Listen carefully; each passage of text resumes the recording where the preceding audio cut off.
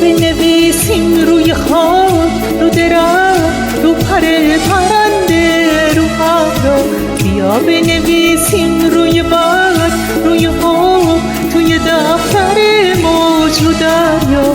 بیا بنویسیم که خدا ته قلب آینه است، مثل شور فریاد یا نفس تو حصار سینه است. با همیشه موندن وقتی که هیچی موندنی نیست، اوج هر صدای عاشقه که شکستنی نیست. با صدا میام تا همه جا تو رو می نویسم، روی آینه گریه هام، گونه های خیسم. ای که معنی اسم تو آسمون پاکه، ریشه صدام نبض عشق زیر پوست خاکه. بیا بنویسیم روی خاک، رو درخت، رو پر پرنده، رو ابرا. بیا بنویسیم روی برگ، روی آب، توی دفتر موج رو دریا.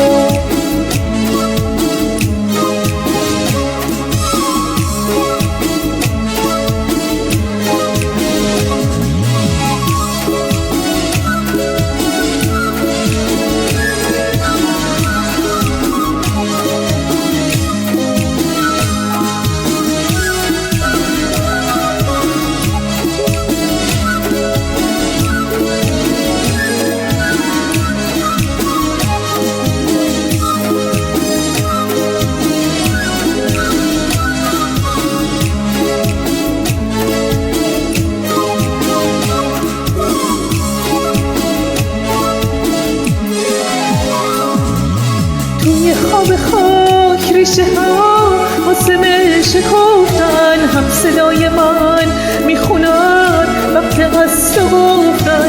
چشم بستم و تو بیا به سپیده وا کن، با ترانه نفسات بخچه را صدا کن. با صدا میام همه جا تو رو می نویسم، روی آینه ای که معنی اسم تو آسمون پاکه، ریشه صدام نبض عشق زیر پوست خاکه. بیا بنویسیم روی خاک، رو درخت، رو پر پرنده، رو ابرا. بیا بنویسیم روی برگ، روی آب، توی دفتر موج رو دریا.